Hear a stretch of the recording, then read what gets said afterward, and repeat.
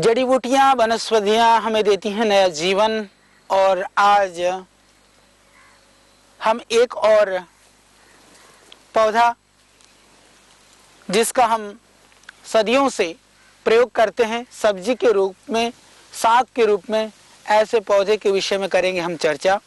इसको बोलते हैं हम बथुआ। इसको इंग्लिश में ऑल गुड बोलते हैं, सब कुछ अच्छा।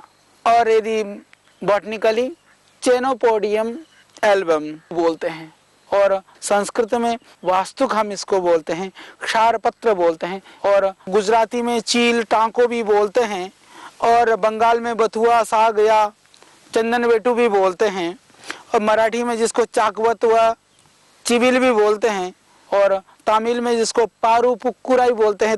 और इसकी दूसरी प्रजाति है चेनोपोडियम ओलिडम। ये दो प्रजातियां इसकी पाई जाती है।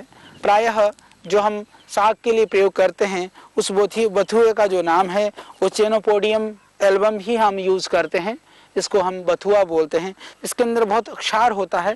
प्रायः जितने पौधों के अंदर क्षार होता है उनमें से सहज रूप से इसके अंदर बहुत ही क्षार होता है, इसलिए संस्कृत में हम इसको क्षारपत्र बोलते हैं। और इसको शाकवीर भी कहा गया है और हिममोचिका भी कहा गया, इसको चिल्ली का या चिल्ली भी कहा गया। तो चिल्ली का कह करके हम बथुआ को संस्कृत शास्त्र में जानते हैं। और प्रायः जो प्रचलन में नाम है उसका नाम है वास्तुक। वास्तुक मतलब बथुआ। तो ये जो बथुआ है यह साग के रूप में पूरे देश में खाया जाता है। और इस बथुए को प्रायः ऐसा देखने में आता है हम लगाते नहीं हैं, ये लगाते नहीं हैं। जैसे गेहूं का खेत जब गेहूं बो देते हैं तो गेहूं के बीच बीच में ये बथुआ भी अपने आप उगाता है। तो ये बेचारा कहीं पर भी किसी भी खेत में प्राकृतिक रूप से भी अपने आप होता है ज़्यादातर। और बथुए की साग हम बहुत ही शौक से सभी लोग सेवन करते हैं। तो ये क्योंकि इसके अंदर बहुत क्षार होता है, क्षार होने की वजह से जो ये बथुआ है वह अत्यंत लाभकारी है आपके पथरी के लिए। जिसको पथरी की बीमारी हो उस पथरी के रोगियों को आप बथुए का साग या ये कोमल पत्तियों को, टहनियों को, जैसे इसमें फूल आने शुरू हो गए हैं अभी क्योंकि ये थोड़ा सा पकने की स्थिति पर है, तो इसको पीस करके 10-15 ग्राम रस को चाहे तो पानी मिला करके, चाहे सीधा सुबह खाली पेट पिला दें, शाम को भी खाली पेट दे दें, उससे पथरी टूट जाती है। अत्यंत लाभकारी है आपके पथरी के लिए। किडनी स्टोन में 12 mm तक के स्टोन निकले हैं। और इस बथुए की जो विशेषता है उस पथरी के अंदर यदि आप लगातार पिला देते हैं, बथुए का लगभग 10 ग्राम रस आप निकालें, 10-15 ग्राम रस को चाहे तो पानी मिला करके, चाहे सीधा सुबह खाली पेट पिला दें, शाम को भी खाली पेट दे दें, उससे पथरी टुकड़े हो जाते हैं। पथरी होने में कारण है पेशाब को रोकना, कम पानी पीना या प्रदूषित जो आहार का सेवन करना। यदि आप आहार में ध्यान दें, खाने पीने में ध्यान दें, पानी ज़्यादा पिएं, पेशाब को ना रोकें, तो इससे भी हम बहुत सारी बीमारियों से बच सकते हैं। फिर भी आपको लगता है कहीं कहीं कैल्शियम वगैरह की ज़्यादा मात्रा होती है या इस तरह के पानी के अंदर भी जहाँ दोष होते हैं वहाँ पर पथरी होने की संभावना ज़्यादा रहती है, तो उन जगहों पर आप बथुए का साग का सेवन करें। बथुए के साग का रस निकाल करके आप लगातार पिला दें, पिलाने से पथरी होने की संभावना लगभग समाप्त हो जाएगी। इसलिए यह मूत्रल भी है। जिनको मूत्र संबंधी बीमारी है, आयुर्वेद की दृष्टि से हम देखें तो बथुए को बहुत ज़्यादा दीपक माना गया है, बहुत ज़्यादा पाचक माना गया है। ये बथुआ कृमिनाशक भी माना गया है आयुर्वेद के अंदर, और मूत्र शोधक भी माना गया है।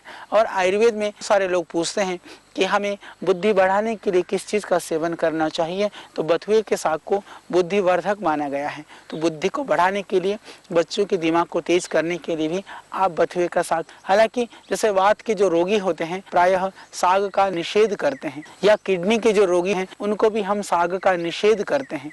तो उनमें भी यदि किडनी के रोगियों को हम बथुए का साग नहीं, किडनी के रोगियों को बथुए का जो ये बीज है, बीज का काढ़ा देने से किडनी में बहुत लाभ होता है। और इसी तरह से दूसरे जो वातज रोग हैं जिनमें दर्द और सूजन है, उन रोगियों को भी हम बथुए का साग बहुत ही मस्ती के साथ, बहुत ही आनंद के साथ खिला सकते हैं। तो जो बथुए का साग है आप निरापद रूप से ले सकते हैं जिनको अर्थराइटिस है, जोड़ों में दर्द है।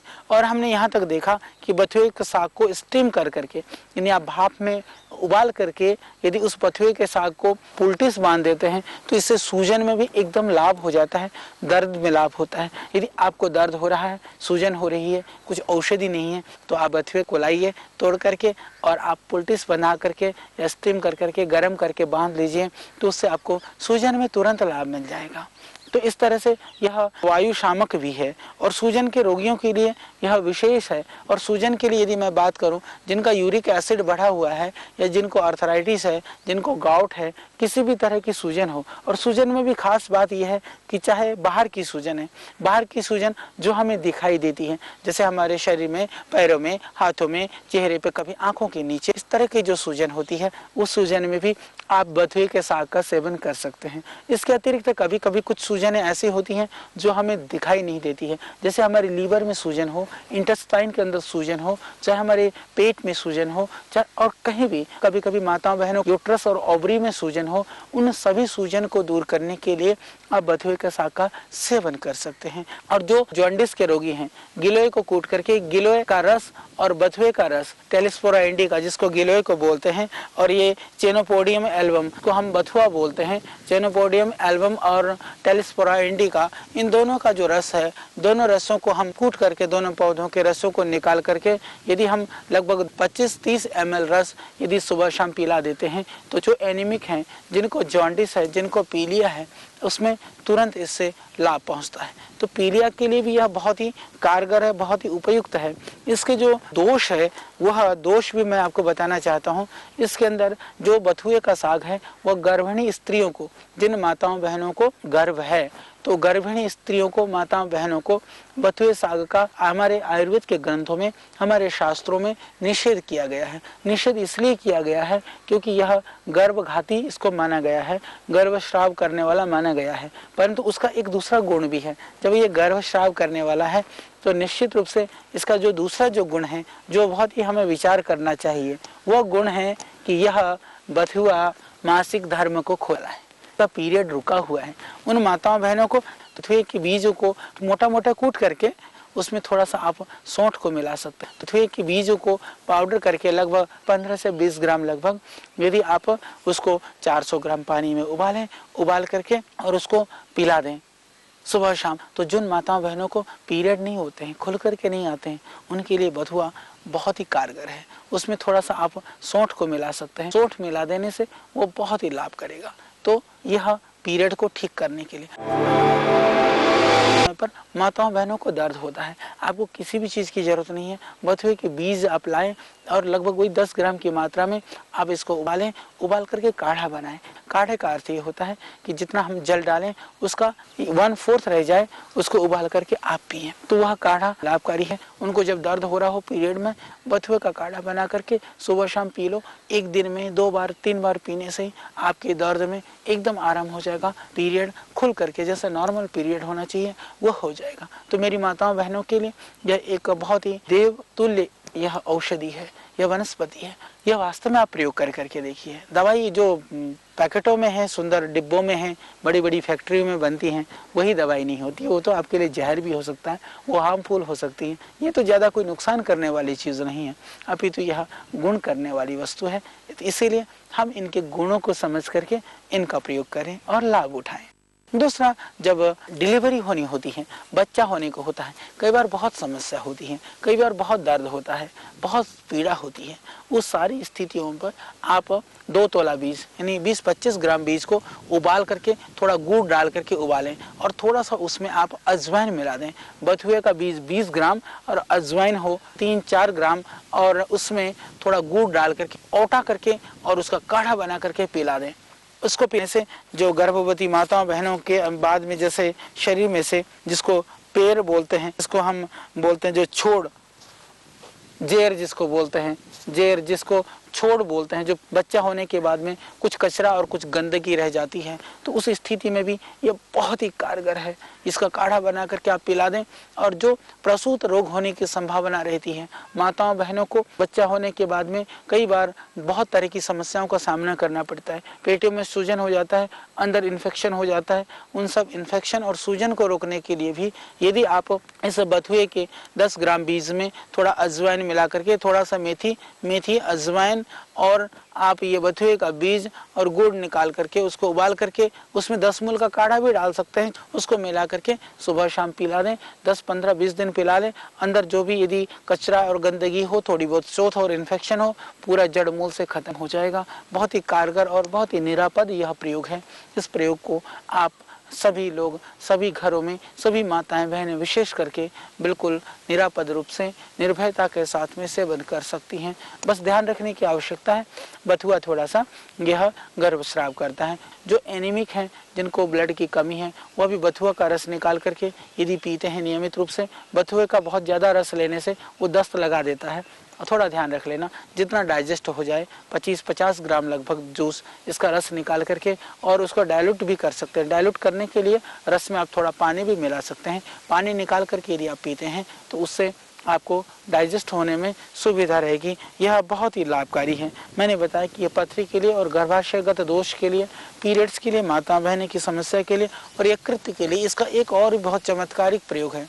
जिनके लीवर के अंदर गांठ हो जाती है, जैसे कई बार अंदर फाइब्रोसिस डेवलप होता है, कैंसर्स की गांठें डेवलप हो रही होती हैं, बॉडी के अंदर कहीं भी गांठ है, उस गांठ को तोड़ने के लिए भी यदि आप पृथ्वी को जड़ सहित तोड़ करके डिब्बे में भर करके रख लीजिए सुखा करके, और आप इसमें से 10 ग्राम ले लीजिए। 10 ग्राम को 400 ग्राम पानी में पकाइए, पका करके जब बच जाए लगभग 50 ग्राम छान करके आप पीजिए। यदि छान करके पिएंगे तो अंदर की जो गांठ है वो भी घुल जाएंगे। और ज़्यादा गांठ है तो उसके लिए जैसे हम आयुर्वेद में देते हैं, कचनार गुग्गल है या वृद्धिपाती है, उन गोलियों को भी बथुए के काढ़े के साथ आप सेवन कर सकते हैं, तो आपको जल्दी लाभ मिलेगा। तो जो गांठ को घोलने वाली जो दवाइयाँ हैं उनके साथ में भी यदि बथुए का काढ़ा पीते हैं तो जल्दी से इससे गांठ घुल जाएगा और इससे जो है गांठ घुल करके गांठ की जो समस्या है उससे आपको मुक्ति मिल जाएगी। तो पथरी के लिए भी यह बहुत ही लाभकारी है, बहुत ही गुणकारी है। तो ये बथुआ मात्र एक साग नहीं है, बथुआ मात्र एक यह सिर्फ नित्य प्रति रसोई में प्रयोग होने वाली चीज़ नहीं है, अभी तो आयुर्वेद की दृष्टि से यह बहुत ही लाभकारी चीज़ है। जिन भाइयों को पेशाब कम होता है, पेशाब खुल के नहीं होता है, उनको भी इस बथुए के रस में पानी और मिश्री मिला करके लेने से पेशाब भी खुल करके होता है। जिनको प्रदर की बीमारी है, माताओं बहनों की विशेष करके रक्त प्रदर में ये थोड़ा कम करता है, परंतु श्वेत प्रदर के अंदर बथुए का रस निकाल करके और उसमें थोड़ा 10 ग्राम लगभग रस में आप लगभग 50 ml जल मिला लें, पानी मिला लें, थोड़ा मिश्री मिला करके आप नियमित रूप से सेवन करें, तो इससे जो है वह बहुत ही लाभकारी है आपके प्रदर रोग के लिए। और इसका एक और विशेष लाभकारी जो गुण है, हालांकि जो आज की बहुत ही बड़ी समस्या है, बहुत ही बड़ी परेशानी है, वो ये है कि लोग आज हर कोई नपुंसकता से परेशान है। उन सब भाई बहनों के लिए भी यदि यौन दुर्बलता को दूर करना है, इसके बीज का काढ़ा बना करके यदि आप सुबह शाम शहद मिला करके पिला दें। जैसे आप इसके बीज को लगभग 20 ग्राम बीज को, बथुए के बीज को 400 ग्राम पानी उबालें, 50 ग्राम बच जाए, थोड़ा गुनगुना गर्म रहते ही थोड़ा सा शहद मिला करके पिला दें। नियमित रूप से पीने से इससे यौन शक्ति भी बहुत बढ़ती है, यौन दुर्बलता भी जाती रहती है। तो यह बहुत ही लाभकारी है, गुणकारी है।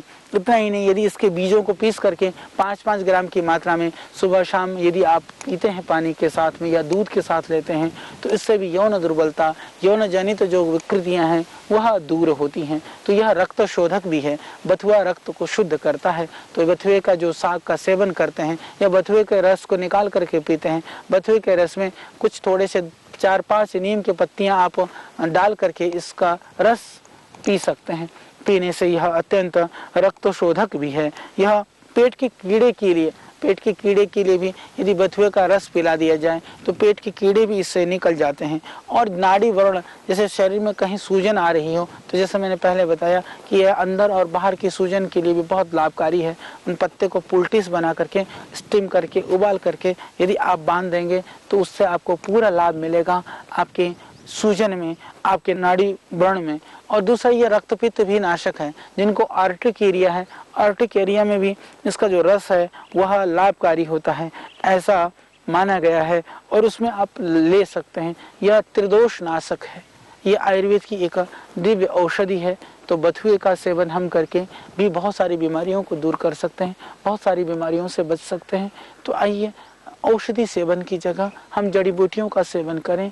जड़ी बूटी सेवन की जगह अपनी साग सब्जियां और अपने घर आंगन में उगने वाले इन पौधों का सेवन करें, जिससे हम रोगों से बच सकें। इनका हम निरादर न करें, अभी तो इनका आदर करना सीखें। यह हमारे ऋषियों की, यह जो भी मैं बताता हूँ यह कोई हमारी अपनी नहीं है, यह कोई मेरी नहीं है, ये हमारे ऋषियों की है, हमारी परंपराओं की है, हमारी धरोहर की है, हमारी पूर्वजों की है। ये हमारा धरोहर है। तो इस धरोहर को हम समझें, इसकी महत्ता को जानें और लोगों को भी हम इसके लिए प्रेरित करें, जिससे कि यह धरोहर सुरक्षित रहे, संरक्षित रहे और हम पुनः अपनी ऋषि संस्कृति, अपनी प्राचीन संस्कृति के ऊपर गर्व करते हुए पूरी दुनिया को इस ओर प्रेरित कर सकें कि आओ समाधान प्रकृति से विमुखता की ओर नहीं है, प्रकृति उन्मुखता की ओर हम बढ़ेंगे तो हमें समाधान मिलेगा। यही समाधान खोजने के लिए हम खेतों में, पहाड़ में, नदी नालों में, झरनों में, सब जगह आपके लिए कुछ न कुछ नया नॉलेज, नई जानकारी और नई प्रेरणा को लेकर के हैं हम आपके बीच। तो आज हमने बताया आपको बथुआ के बहुत सारे प्रयोग कीजिए, लाभ उठाइए, आनंद लीजिए और जीवन को खुशहाल और सुखमय बनाइए। यही हमारा लक्ष्य है। कल फिर एक और पौधे को लेकर के हम होंगे।